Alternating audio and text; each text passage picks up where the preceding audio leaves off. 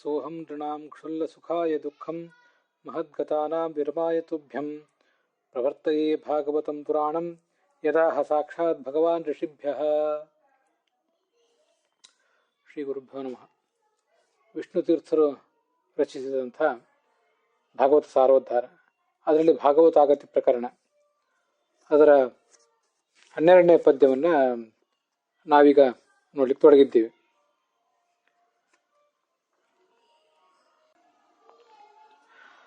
ತದೇವ ನಿಪುಣತರಂ ವಿಜ್ಞಾಪಿತ ಸ್ವಾಶಯಂ ವಿದುರಂ ಪ್ರತಿ ಮೈತ್ರೇಯ ಕಿಮುಕ್ತವಾನ್ ಇತ್ಯತಃ. ಇದು ವಿಷ್ಣು ತೀರ್ಥರು ಆ ಭಾಗವತದ ಶ್ಲೋಕಕ್ಕೆ ಮಾಡಿದಂಥ ವ್ಯಾಖ್ಯಾನ. ಈ ಭಾಗವತ ಶ್ಲೋಕ 3ನೇ ಸ್ಕಂದದ 9ನೇ ಅಧ್ಯಾಯದ 2ನೇ ಶ್ಲೋಕದಲ್ಲಿ ಕಂಡು ಬರ್ತದೆ.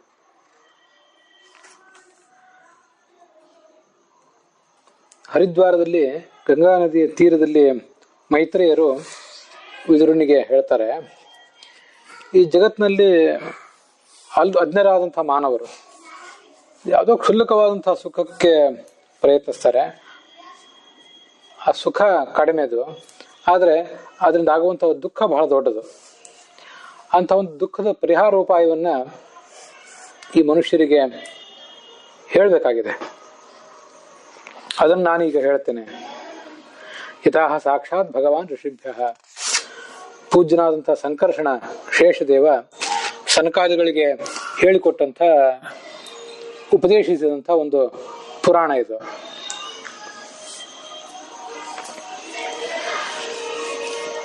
ಆಸೀನ ಮುರ್ವ್ಯಾಂ ಭಗವಂತ ಮಾಧ್ಯಂ ಸಂಕರ್ಷಣಂ ದೇವಮಕುಂಠ ಸತ್ವಂ ವಿವಿತ್ಸವಸ್ತತ್ವ ಮತಃ ಪರಸ್ಯ ಕುಮಾರ ಮುಖ್ಯಾಃ ಮುನಯೋ ಅನ್ವಪೃಚ್ಛನ್.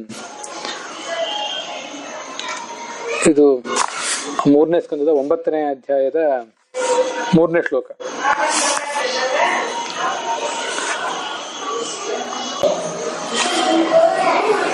ಇಲ್ಲಿ ಉರ್ವ್ಯಾಂ ಆಸೀನಂ ಅಂತಿದೆ.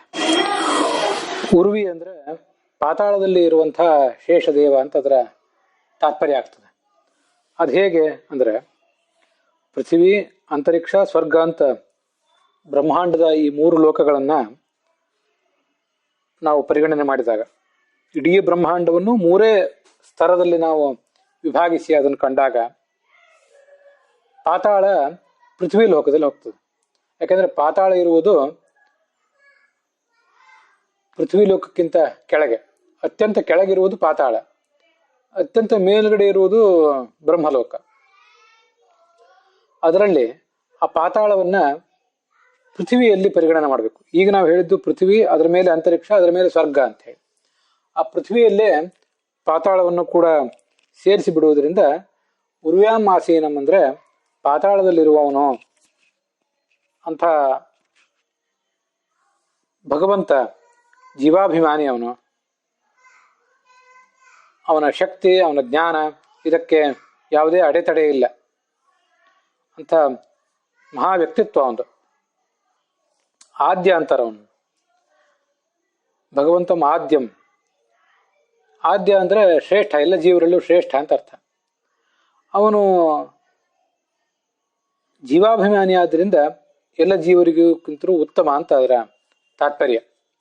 ಇವನಿಗಿಂತ ಉತ್ತಮನಾದಂತಹ ಜೀವಾಭಿಮಾನಿ ಅಂದ್ರೆ ಮುಖ್ಯ ಪ್ರಾಣ ಮತ್ತೆ ಚತುರ್ಮುಖ ಮಾತ್ರ. ತಾನು ನಾರಾಯಣನಿಂದ ಏನು ತತ್ವವನ್ನು ಕೇಳಿದ್ದಾನೆ ಅದನ್ನ ಜೀವರ ಮೇಲಿನ ಕರುಣೆಯಿಂದ ಅವನು ಈ ಜಗತ್ತಿಗೆ ಉಪದೇಶಿಸಬೇಕಾಗಿದೆ. ಅದಕ್ಕೆ ಬೇಕಾದಂತಹ ವಿನಂತಿಯನ್ನ ಈ ಸನತ್ ಕುಮಾರಾದಿಗಳು ಮಾಡಿಕೊಂಡ್ರು.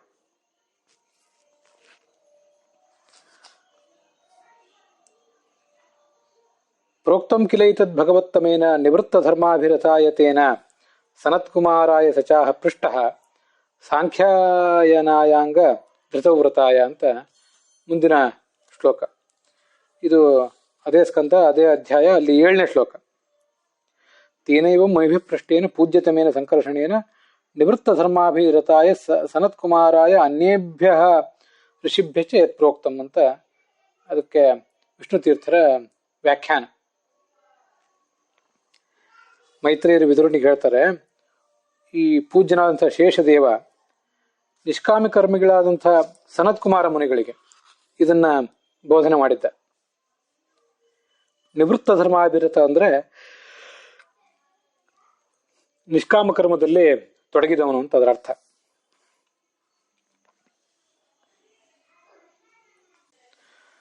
ಮುಂದೆ ಆ ಸನತ್ ಕುಮಾರ ಅದನ್ನ ಸಾಂಖ್ಯಾಯನ ಮುನಿಗಳಿಗೆ ಉಪದೇಶಿಸಿದ. ಸಾಂಖ್ಯಾಯನ ಪಾರಮಹಂಸ ಮುಖ್ಯ ವಿವಕ್ಷಮಾಣೋ ಭಗವದ್ವಿಭೂತಿ ಜಗಾದ ಸೋಸ್ಮದ್ ಗುರವೇನ್ವಿತಾಯ ಪರಾಶರಾಯಾಥ ಬೃಹಸ್ಪತಿಶ್ಚ. ಇದು 8ನೇ ಶ್ಲೋಕ, ಅದೇ ಸ್ಕಂದ, ಅದೇ ಅಧ್ಯಾಯ. ಯಹ ಪಾರಮಹಂಸ ಧರ್ಮ ಮುಖ್ಯ ಯಸ್ಯ. ಈ ಮುಂದೆ ಆ ಸನತ್ ಕುಮಾರ ಮುನಿಯಿಂದ ಸಾಂಖ್ಯಾಯನ ಮುನಿಗಳು ಅದನ್ನು ಉಪದೇಶ ಪಡೆದಿದ್ರಲ್ಲ, ಅವರು ಅದನ್ನ ಪರಾಶರರಿಗೆ ಮತ್ತೆ ಬೃಹಸ್ಪತಿಗಳಿಗೆ ಇವರಿಬ್ಬರಿಗೂ ಉಪದೇಶ ಮಾಡಿದರು. ಗುರವೇ ಅನ್ವಿತಾಯ ಪರಾಶರಾಯಾಥ ಬೃಹಸ್ಪತಿಶ್ಚ ಅಂತ.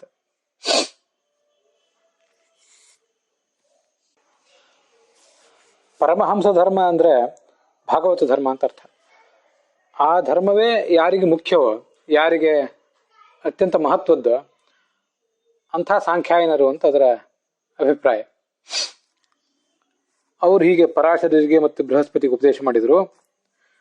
ಪರಾಶರರು, ವೇದವ್ಯಾಸರ ತಂದೆಯಾದಂಥ ಪರಾಶರರು ನನಗೆ ಉಪದೇಶ ಮಾಡಿದರು ಅಂತ ಮೈತ್ರೇಯರು ಹೇಳ್ತಾ ಇದ್ದಾರೆ. ಮುಂದೆ ಅದು 9ನೇ ಶ್ಲೋಕ. ಪ್ರೋವಾಚ ಮಹ್ಯಂ ಸದಳಯಾಳುರುಕ್ತೋ ಮುನಿಃ ಪುಲಸ್ತ್ಯೇನ ಪುರಾಣ ಮಾಧ್ಯಂ ಸೋಹಂ ಬತೈತತ್ ಕಥಯಾಮಿ ವತ್ಸ ಶ್ರದ್ಧಾಲವೇ ನಿತ್ಯಮನುವ್ರತಾಯ.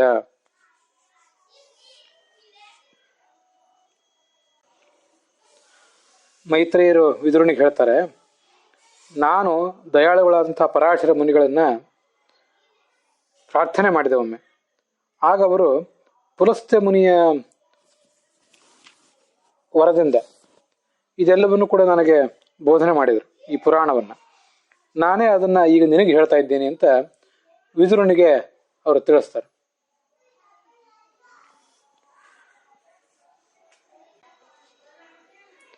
ಇದಕ್ಕೆ ಸಂಬಂಧಿಸಿದಂತಹ ಒಂದು ಕಥೆಯನ್ನ ವಿಷ್ಣು ತೀರ್ಥರು ತಮ್ಮ ವ್ಯಾಖ್ಯಾನದಲ್ಲಿ ಹೇಳ್ತಾರೆ.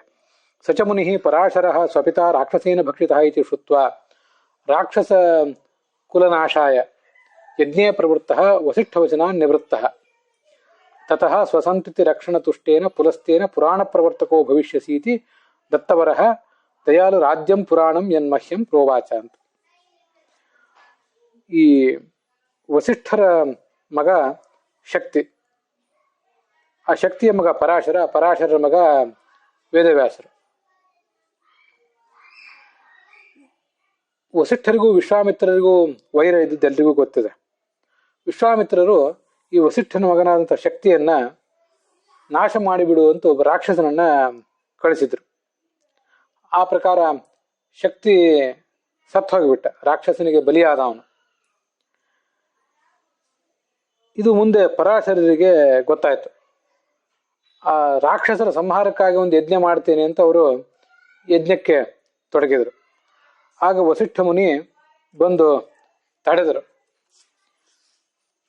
ಬ್ರಾಹ್ಮಣನಾಗಿ ಇಂಥ ಕರ್ಮ ಮಾಡಬೇಡ, ರಾಕ್ಷಸ ಸಂಹಾರದಂಥ ಕ್ರೌರ್ಯ ಬೇಡ, ಅದನ್ನು ಕ್ಷಮಿಸಿ ಬಿಡು ಅಂತ ಅವರು ತಡೆದರು. ಅದರಂತೆ ಪರಾಶರ ಆ ರಾಕ್ಷಸ ಸಂಹಾರದಿಂದ ನಿವೃತ್ತರಾದರು. ಅದು ಆ ರಾಕ್ಷಸರ ವಂಶಕ್ಕೆ ಮೂಲ ಗುರುಗಳಾದಂತಹ, ಮೂಲ ವ್ಯಕ್ತಿಯಾದಂತಹ ಪುಲಸ್ತ್ಯರಿಗೆ ಸಂತೋಷ ತಂದಿತು. ನಮ್ಮ ವಂಶದ ಹಾನಿಯನ್ನು ನೀವು ತಪ್ಪಿಸಿದ್ನಲ್ಲ ಅಂತ. ಆಗ ಮುನಿಗಳು ಸಂತೋಷ ಆಗಿ ಪರಾಶರರಿಗೆ ನೀವು ಪುರಾಣ ಪ್ರವರ್ತಕರಾಗ್ತೀರಿ ಅಂತ ಒಂದು ವರ ಕೊಟ್ಟಿದ್ರು. ವಸಿಷ್ಠರು ಹಾಗೆ ವರ ಕೊಟ್ಟಿದ್ರು. ಪರಾಶರರು ಹೀಗೆ ಹೇಳಿದಂಥ ಪುರಾಣ ವಿಷ್ಣು ಪುರಾಣ ಅಂತ ಪ್ರಸಿದ್ಧದಲ್ಲಿದೆ. ವಿಷ್ಣು ಪುರಾಣದ ಆರಂಭದಲ್ಲಿ ಈ ಕಥಾ ಕಂಡು ಬರ್ತದೆ.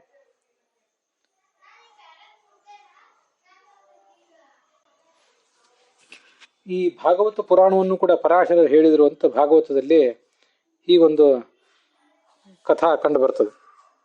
ಬ್ರಹ್ಮದೇವರಿಂದ ನಾರದರ ಮೂಲಕ ಬಂದ ಪರಂಪರೆ ಒಂದು, ಶೇಷದೇವರಿಂದ ಸನಕಾದಿಗಳ ಮೂಲಕ ಬಂದಂಥ ಪರಂಪರೆ ಒಂದು ಅಂತ ಎರಡು ರೀತಿಯಾದಂತಹ ಒಂದು ಭಾಗವತದ ಪರಂಪರೆ ಒಂದು ಈ ಭಾಗವತಕ್ಕೆ ಕಂಡು ಬರ್ತದೆ.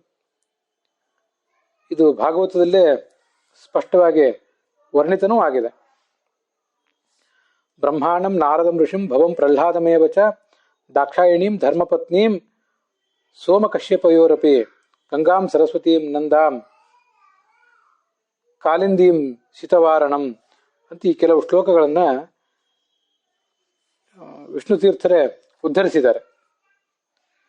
ಬ್ರಹ್ಮ, ನಾರದ, ರುದ್ರ, ಪ್ರಹ್ಲಾದ ಮತ್ತು ಧರ್ಮನ ಪತ್ನಿ ಆದಂಥ ಮೂರ್ತಿದೇವಿ, ಮುಂದೆ ಚಂದ್ರನ ಪತ್ನಿಯರಾದಂಥ 27 ತಾರಾಭಿಮಾನಿ ದೇವತೆಗಳು, ಕಶ್ಯಪನ ಪತ್ನಿ ಗಂಗೆ, ಸರಸ್ವತಿ, ಅಲಕನಂದ, ಯಮುನೆ, ಐರಾವತ, ಧ್ರುವ, 7 ಬ್ರಹ್ಮರ್ಷಿಗಳು, 7 ಮನುಗಳು, ಮತ್ತೆ ಉತ್ತಮ ಕೀರ್ತಿಶಾಲಿಗಳಾದಂಥ ಇತರ ಭಗವದ್ಭಕ್ತರು. ಇವರನ್ನೆಲ್ಲ ಪ್ರಾತಃ ಕಾಲದಲ್ಲಿ ನನ್ನ ಸನ್ನಿಧಾನ ಪಾತ್ರರಾದವರು ಅಂತ ಧ್ಯಾನಿಸ್ಬೇಕು. ಅಂಥವರಿಗೆ ಸಕಲ ಪಾಪಗಳು ಪರಿಹಾರ ಆಗ್ತವೆ ಅಂತ ಭಾಗವತದ 8ನೇ ಸ್ಕಂದದ 4ನೇ ಅಧ್ಯಾಯದ 24ನೇ ಶ್ಲೋಕದಲ್ಲಿ ಕಥೆ ಬಂದಿದೆ. ಹೀಗೆ ಭಾಗವತದ ಒಂದು ಸ್ಮರಣ ಇದೆ. ಅದು ಎಲ್ಲಿಂದ ಬಂತು, ಹೇಗೆ ಅನ್ನೋದು. ಶ್ರವಣಂ ಕೀರ್ತನಂ ವಿಷ್ಣು ಸ್ಮರಣಂ ಪಾದಸೇವನಂ ಅರ್ಚನಂ ವಂದನಂ ದಾಸ್ಯಂ ಸಖ್ಯಂ ಆತ್ಮನಿವೇದನಂ ಅಂತ. ಪ್ರಹ್ಲಾದ ಹಿರಣ್ಯಕಶಿಪುವಿಗೆ ಹೇಳಿದಂಥ ನವಕ ಅಂದ್ರೆ 9 ಗುಂಪು. ಅದರಲ್ಲಿ ಶ್ರವಣ, ಭಗವಂತನ ಕುರಿತು ಶ್ರವಣ ಮಾಡುವುದು. ಕೀರ್ತನ, ಭಗವಂತನ ನಾಮವನ್ನು ಸ್ಮರಣೆ ಮಾಡುವುದು, ಶ್ರವಣ ಮಾಡುವುದು ಅಂತಿಗೆಲ್ಲ ಅಲ್ಲಿ ಬಂದಿವೆ. ಆ ಸ್ಮರಣದಲ್ಲಿ ಈ ಭಾಗವತ ಆಗತಿ ಪ್ರಕರಣ ಅಂತ ಅನ್ನೋದು ಸೇರಿದೆ. ಇದು ಪ್ರಹ್ಲಾದ ಹಿರಣ್ಯಕಶಿಪುವಿಗೆ ವರ್ಣಿಸಿದ್ದು 7ನೇ ಸ್ಕಂದದಲ್ಲಿ 5ನೇ ಅಧ್ಯಾಯದಲ್ಲಿ 22ನೇ ಶ್ಲೋಕದಲ್ಲಿ ಬಂದಿದೆ. ಶ್ರವಣಂ ಕೀರ್ತನಂ ಚಾಸ್ಯ ಸ್ಮರಣಂ ಮಹತಾಗಂಗತೆ ಸೇವೇಜ್ಯಾವನತಿ ಸಖ್ಯಂ ದಾಸ್ಯಂ ಆತ್ಮ ಸಮರ್ಪಣಂ. ನಾರದರು ಧರ್ಮರಾಜನಿಗೆ 30 ಭಾಗವತ ಧರ್ಮಗಳನ್ನ ವರ್ಣನೆ ಮಾಡ್ತಾರೆ. ಅಲ್ಲಿ ಈ 9 ಸಂಗತಿಗಳನ್ನು ಕೂಡ ವರ್ಣನೆ ಮಾಡಿದ್ದಾರೆ. ಶ್ರವಣಂ ಕೀರ್ತನಂ ಚಾಸ್ಯ ಸ್ಮರಣಂ ಮಹತಾಂಗತೆ ಅಂತ. ಅಲ್ಲಿ ಬರುವುದು ಇನ್ನೊಂದು ಕಡೆ ಶ್ರವಣ ಅಂತ.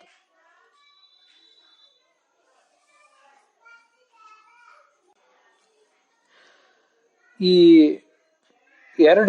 9 ಗುಂಪುಗಳನ್ನು 2 ವರ್ಣನೆ ಮಾಡಿತಾರಲ್ಲ, ಅದರಲ್ಲಿ 2ನೇದ್ದು ನಾರದರು ಧರ್ಮರಾಜನಿಗೆ ಹೇಳಿದ್ದೇನಿದೆಯಲ್ಲ, ಆ ಶ್ರವಣಾದಿ ನವಕ, ಶ್ರವಣಂ ಕೀರ್ತನಂ ಸ್ಮರಣಂ ಅಂತ ಹೀಗೆಲ್ಲ ಏನು ಬಂದಿದೆಯಲ್ಲ, ಇದೇ ಅನುಷ್ಠಾನ ಯೋಗ್ಯವಾದಂಥ ಒಂದು ಭಾಗವತ ಧರ್ಮ. ಮೊದಲನೇ ಶ್ರವಣಾದಿ ನವಕ ಏನಿದೆ, ಶ್ರವಣಂ ಕೀರ್ತನಂ ವಿಷ್ಣು ಸ್ಮರಣಂ ಪಾದಸೇವನಂ ಅಂತ, ಅದು ಭಕ್ತನಲ್ಲಿ ತೋರು ಬರುವಂಥ ಭಕ್ತಿಯ ರೂಪ ಅಂತ ಅಲ್ಲಿ ಕಂಡು ಬರ್ತದೆ. ಭಕ್ತಿಯ ಭಿನ್ನ ಭಿನ್ನ ಆಯಾಮಗಳವು. ಭಕ್ತಿಶ್ಚೇನ್ ನವಲಕ್ಷಣ ಅಂತ ಪ್ರಹ್ಲಾದ ಅಲ್ಲಿ ಹೇಳ್ತಾನೆ. ಭಕ್ತಿಶ್ಚೇನ್ ನವಲಕ್ಷಣ ಕ್ರಿಯತೆ ಭಗವತ್ತಧ್ಯ ತನ್ಮನ್ಯೇ ಅಧೀತಮುತ್ತಮಂ. ಶ್ರವಣ, ಕೀರ್ತನ ಮತ್ತು ಸ್ಮರಣ, ಪಾದಸೇವನ, ಅರ್ಚನಾ, ವಂದನ, ದಾಸ್ಯ, ಆತ್ಮನಿವೇದನ ಯಾರು ಮಾಡ್ತಾರೆ ಅವನು ಅದನ್ನು ಮಾಡಿದರೆ ಅದಕ್ಕೆ ಫಲ ಇದೆ. ಅದು ನಾವು ಶಾಸ್ತ್ರಗಳನ್ನು ಅಧ್ಯಯನ ಮಾಡಿದ್ದಕ್ಕೆ ಫಲ ಇಲ್ಲದೆ ಹೋದರೆ ಅದರಿಂದ ಯಾವುದೇ ಫಲ ಇಲ್ಲ ಅಂತ ಅದರ ತಾತ್ಪರ್ಯ.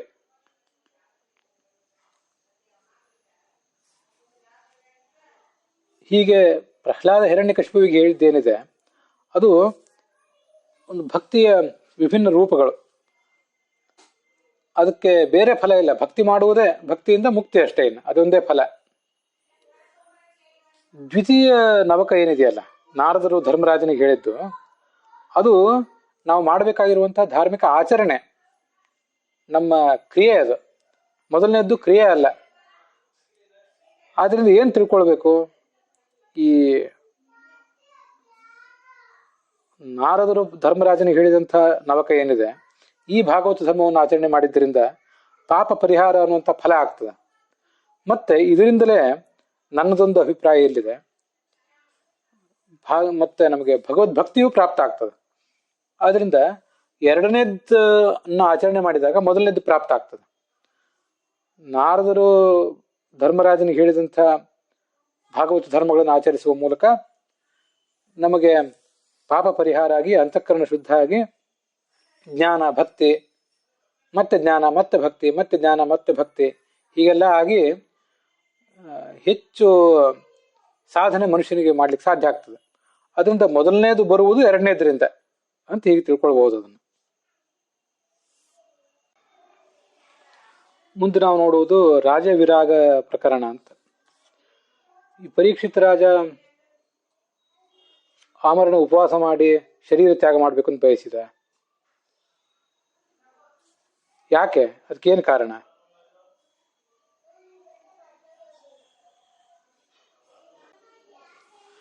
ಇದು ಹಿಂದೆ ಭಾಗವತದಲ್ಲಿ ಬಂದಿದೆ. ಈ ಧರ್ಮದೇವತೆ ಎತ್ತಿನ ರೂಪದಲ್ಲಿ ಇದ್ದ. ಅವನ 3 ಕಾಲುಗಳು ಮುರಿದು ಹೋಗಿದ್ದವು. ಇನ್ನು ಒಂದೇ ಕಾಲು ಅದಕ್ಕೆ ಉಳಿದಿತ್ತು. ಅದೂ ಒಂದು ಕಾಲನ್ನು ಮುರಿದು ಹಾಕಬೇಕು ಅಂತ ಒಂದು ಕೈಯಲ್ಲಿ ಕೋಲ್ ಹಿಡಿದು ಶೂದ್ರರಾಜ ವೇಷವನ್ನು ಧರಿಸಿದಂಥ ಕಲಿ ಸನ್ನದ್ಧನಾಗಿದ್ದ. ಅದನ್ನು ಪರೀಕ್ಷಿತ ನೋಡಿದ. ಆ ಕಲಿಯನ್ನು ಸದೆ ಬಡಿಬೇಕು ಅಂತ ಹೋದ. ಆಗ ಕಲಿ ಪರೀಕ್ಷಿತನಿಗೆ ಶರಣಾಗತನಾದ. ದುರ್ಬಲರಾದವರ ಮೇಲೆ ಯಾವತ್ತೂ ಕಲಿ ಆಕ್ರಮಣಕ್ಕೆ ತಯಾರೇ.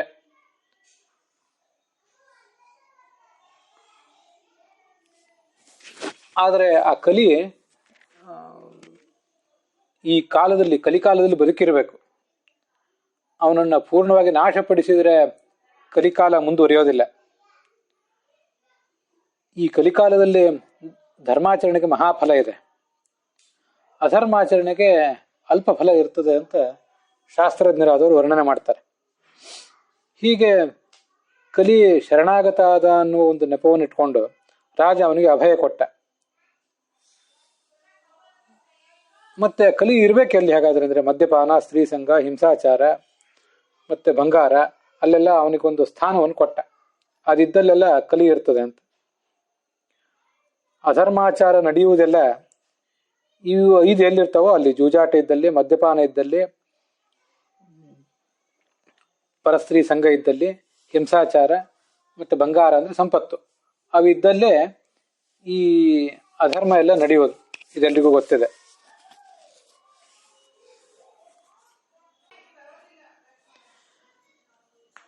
ಈ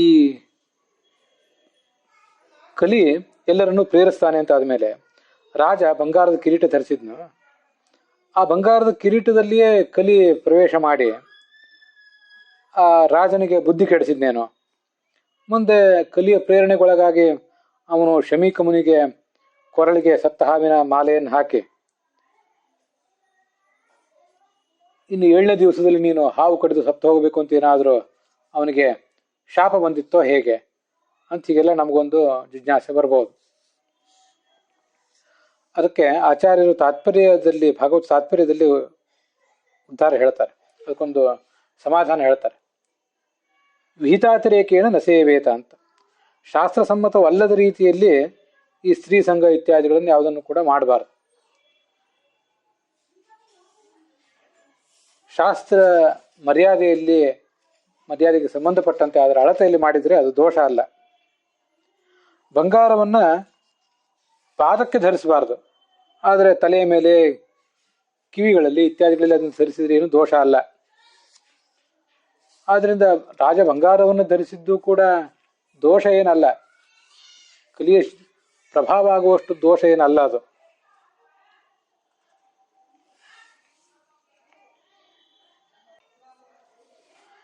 ಹಾಗಾದ್ರೆ ಆತ ಆಮರಣ ಉಪವಾಸ ಯಾಕೆ ಮಾಡಿದ? ಇನ್ನು ಹೇಗಿದ್ರು ಆ ಮುನಿ ಶಾಪಕ್ಕನುಸಾರವಾಗಿ ಸರ್ಪದಂಶನ ಆಗಿ ಮರಣ ಆಗೇ ಆಗ್ತದೆ. ಆದ್ರಿಂದ ಉಪವಾಸ ಯಾಕೆ ಮಾಡಿದ ಅಂತಂದು ಜಿಜ್ಞಾಸೆ ಬರ್ಬೋದು. ಮುನಿಶಾಪದಿಂದ ತಕ್ಷಕ ಕಚ್ಚಿ ಸತ್ತರೆ ಅದೊಂದು ರೀತಿ ದುರ್ಮರಣ ಅಂತ ಶಾಸ್ತ್ರದಲ್ಲಿ ಹೇಳ್ತಾರೆ. ದುರ್ಮರಣ ಅಂತನ್ನೋದು ಪಾಪಕ್ಕೆ ಕಾರಣ ಆಗ್ತದೆ, ಅದು ಬೇಡ. ಅವನಿಗೆ ಸನ್ಮರಣ ಆಗಬೇಕಾಗಿತ್ತು. ಅದಕ್ಕಾಗಿ ತಾನೇ ಪ್ರಯತ್ನ ಪಟ್ಟು ಈ ಉಪವಾಸ ಮಾಡಿಬಿಟ್ರೆ, ಉಪವಾಸದಿಂದ ಪ್ರಾಣ ಪರಿತ್ಯಾಗ ಮಾಡಿದರೆ ಅದರಿಂದ ಸದ್ಗತಿ ಆಗ್ತದೆ ಅಂತ ಆಲೋಚನೆ ಮಾಡಿದರೆ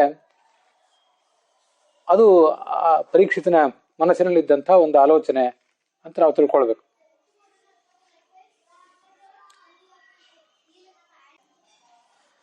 ಕೇವಲ ಉಪವಾಸ ಮಾಡಬಾರ್ದು, ಭಗವಂತನ ಧ್ಯಾನ ಮಾಡಬೇಕು. ಹೀಗೆ ರಾಜನ ಉಪವಾಸ ಭಗವಂತನ ಧ್ಯಾನಪೂರ್ವಕ ಕೂಡ ಆಗಬೇಕು.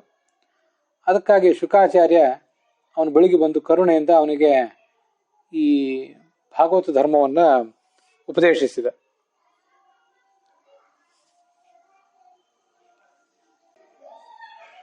ಮತ್ತೆ ರಾಜನಿಗೆ ಉಪದೇಶ ಮಾಡಿದ್ದ ಕೂಡ ಈ ಶುಕಾಚಾರ್ಯ ಏನಂತ, ನನ್ನ ಉಪದೇಶವನ್ನೆಲ್ಲ ಕೇಳಿದ ಮೇಲೆ ಆ ತಕ್ಷಕ ಬಂದು ಕಚ್ಚಿದ್ರೂ ಕೂಡ ಆ ಕಚ್ಚಿ ವಿಷ ಶರೀರವನ್ನು ಪ್ರವೇಶ ಮಾಡುವುದರೊಳಗೆ ನೀನು ಯೋಗದ ಮೂಲಕ ಸಮಾಧಿ ಸ್ಥಿತಿಗೆ ಹೋಗಿ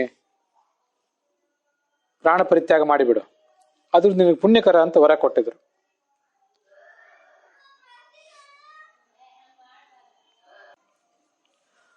ಭಾಗವತ ಸಪ್ತಾಹ ಆದ್ಮೇಲೆ ಬ್ರಾಹ್ಮಣರಿಗೆಲ್ಲ ಫಲದಾನ ಇತ್ಯಾದಿಗಳನ್ನು ಮಾಡಬೇಕಾಗಿತ್ತು. ಆಗ ಹಣ್ಣುಗಳಲ್ಲಿ ಬಂದಿದ್ದವು ಅಂತ ಅಲ್ಲಿ ಆ ಹಣ್ಣುಗಳನ್ನು ಏನು ಅವನು ಕೊಡಬೇಕಾಗಿತ್ತು. ಅದರಲ್ಲಿ ಏನಾದರೂ ಕ್ರಿಮಿ ಇದೆಯೋ ಅಂತ ಅವನು ನೋಡ್ಲಿಕ್ಕೆ ಹೊರಟಿದ್ದ. ಅಲ್ಲೊಂದು ಕ್ರಿಮಿ ಕಂಡು ಬಂತು. ಈ ಕ್ರಿಮಿಯೇ ತಕ್ಷಕವಾಗಿ ನನ್ನನ್ನು ಕಚ್ಚಿಬಿಡ್ಲಿ, ಋಷಿವಾಕ್ಯ ಸತ್ಯ ಆಗಲಿ, ಮತ್ತೆ ಆ ವಿಷ ನನ್ನ ದೇಹದೊಳಗೆ ಪ್ರವೇಶ ಮಾಡುವುದಕ್ಕಿಂತ ಮುಂಚೆ ನಾನೇ ಶರೀರವನ್ನು ಪರಿತ್ಯಜಿಸಿ ಬಿಡ್ತೇನೆ, ಶರೀರ ಸುಟ್ಟು ಬೂದಿ ಆಗಲಿ, ಆದರೆ ನಾನು ಮರಣ ಹೊಂದುವುದು ಅದಕ್ಕಿಂತ ಮುಂಚೆಯೇ ಅಂತ ಅವನಿಗೆ ಆಲೋಚನೆ ಬಂದಿತ್ತು.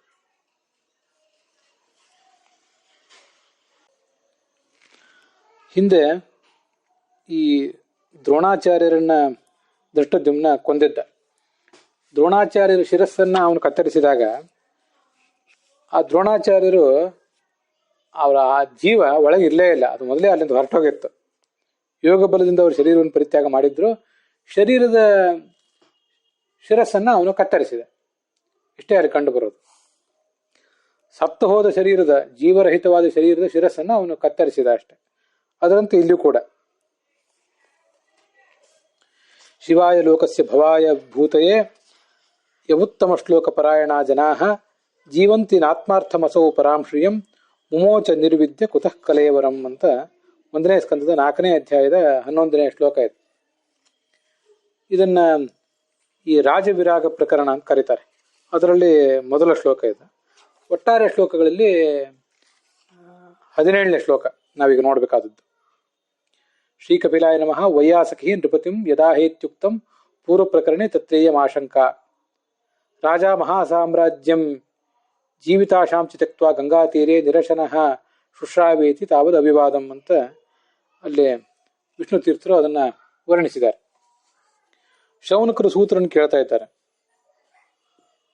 ಶೌನಕರು ಪ್ರವಚನವನ್ನು ಕೇಳ್ತಾ ಇದ್ದಾರೆ, ಸೂತ್ರ ಹೇಳ್ತಾ ಇದ್ದಾರಲ್ಲ.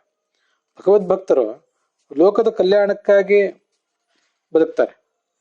ತಮಗಾಗಿ ಅವರು ಏನೇ ಸ್ವಾರ್ಥವನ್ನು ಇಟ್ಕೊಂಡು ಜೀವನ ನಡೆಸೋದಿಲ್ಲ.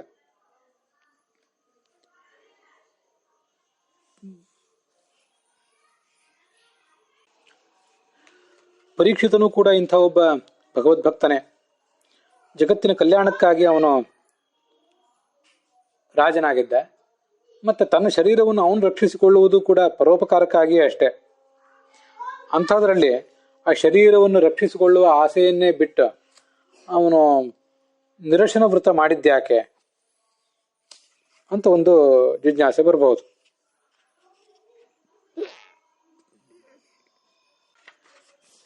ಈ ಜಿಜ್ಞಾಸೆಯನ್ನ ಆ 1ನೇ ಅಧ್ಯಾಯದ 1ನೇ ಸ್ಕಂದದ 4ನೇ ಅಧ್ಯಾಯದ 11ನೇ ಶ್ಲೋಕ ಆ ಜಿಜ್ಞಾಸೆಯನ್ನೇ ಹೇಳಿದೆ. ಸೂತ್ರವನ್ನು ಕುರಿತು ಶೌನಕರು ಮಾಡಿದಂಥ ಜಿಜ್ಞಾಸೆಯನ್ನ. ಪರೀಕ್ಷಿತ ತನ್ನ ಶರೀರ ನನಗೆ ಬೇಡ ಅಂತ ಆಲೋಚನೆ ಮಾಡಿ ಗಂಗಾ ತೀರದಲ್ಲಿ ಕೂತಿದ್ದ ಅನ್ನೋದ್ರ ಬಗ್ಗೆ ವಿವಾದ ಇಲ್ಲ, ಇತಿ ತಾವದ್ ಅವಿವಾದಂ. ಆದರೆ ಸಾಮ್ರಾಜ್ಯವೂ ಬೇಡ ಅಂತ ಕೂತ್ನಲ್ಲ, ಅದಕ್ಕೇನು ಕಾರಣ? ಅದಕ್ಕೆ 2 ಕಾರಣಗಳು ಇರಬಹುದು. ಯಾರು ಅವನು ಶತ್ರುಗಳು ಅವನ ಸಾಮ್ರಾಜ್ಯವನ್ನು ಅಪಹರಿಸಿರಬಹುದು, ಅಥವಾ ತಾನೇ ಏನಾದರೂ ತಪ್ಪು ಮಾಡಿದ್ದಕ್ಕೆ ನಾಚೆ ವೈರಾಗ್ಯ ಹೊಂದಿರಬಹುದು. ಪರೀಕ್ಷಿತನಲ್ಲಿ ಇವೆರಡೂ ಇಲ್ಲ. ಅಖಂಡ ಸಾಮ್ರಾಜ್ಯವೇ ಅವನದಾಗಿತ್ತು. ಶತ್ರುಗಳು ಅವನ ಸಾಮ್ರಾಜ್ಯವನ್ನು ಅಪಹರಿಸಿರ್ಲೂ ಇರಲಿಲ್ಲ. ಮತ್ತೆ ಅವನೇ ಜಗತ್ತಿಗೆ ಮಾದರಿಯಾಗಿ ಬದುಕುವಂಥ ವ್ಯಕ್ತಿ. ಹಾಗಿರುವಾಗ ಅವನೇನೋ ಅಕೃತ್ಯ ಮಾಡಿದ್ನೇನೋ, ತನ್ನ ಕುಟುಂಬವನ್ನ ಪೋಷಣೆ ಮಾಡ್ಲಿಕ್ಕಾಗಿ ಅವನೇನಾದ್ರು ಅಕೃತ್ಯ ಮಾಡಿದ್ನೇನೋ, ಅದೂ ಮಾಡಿರ್ಲಿಲ್ಲ. ಅವನು ಸ್ವಾರ್ಥಕ್ಕಾಗಿ ಬದುಕುವುದೇ ಅಲ್ಲ. ಅವನು ಬದುಕಿದ್ದೇ ಪರೋಪಕಾರಕ್ಕಾಗಿ. ಪಾಂಡವರ ಮೊಮ್ಮಗ ಅವನು. ಪಾಂಡವರು ಹೇಗೆ ಪರೋಪಕಾರಕ್ಕಾಗಿ ಬದುಕಿದ್ರೋ ಹಾಗೆ ಇವನು ಕೂಡ ಪರೋಪಕಾರಕ್ಕಾಗಿಯೇ ಬದುಕಿದ. ಹಾಗಾದ್ರೆ ಶರೀರವನ್ನು ಪರಿತ್ಯಾಗ ಮಾಡುವಂಥ ಒಂದು ಪ್ರಸಂಗ ಏನಿತ್ತು ಅವನಿಗೆ? ಈ ಶರೀರವನ್ನು ಇಟ್ಕೊಂಡು ಅವನು ಪರೋಪಕಾರಕ್ಕಾಗಿ ಇನ್ನಷ್ಟು ದಿವಸ ಬದುಕಬಹುದಿತ್ತಲ್ಲ. ಅದಕ್ಕೆ ಸೂತರು ಈ ಪ್ರಶ್ನೆಗೆ ಉತ್ತರ ಕೊಡಬೇಕಾಗಿದೆ.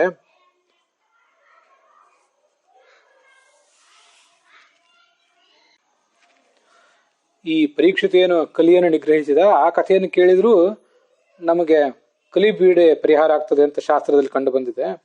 ಅದನ್ನೆಲ್ಲ ಸೂತರು ಈ ಮುಂದಿನ 3 ಪದ್ಯಗಳಲ್ಲಿ ಹೇಳ್ತಾರಂತೆ. ಅವರು ಏನು ವರ್ಣನೆ ಮಾಡ್ತಾರೋ ಅನ್ನೋದನ್ನ ಮುಂದಿನ ಭಾಗದಲ್ಲಿ ನೋಡೋಣ. ಅದು 1ನೇ ಸ್ಕಂದದ 16ನೇ ಅಧ್ಯಾಯದ 11ನೇ ಶ್ಲೋಕ.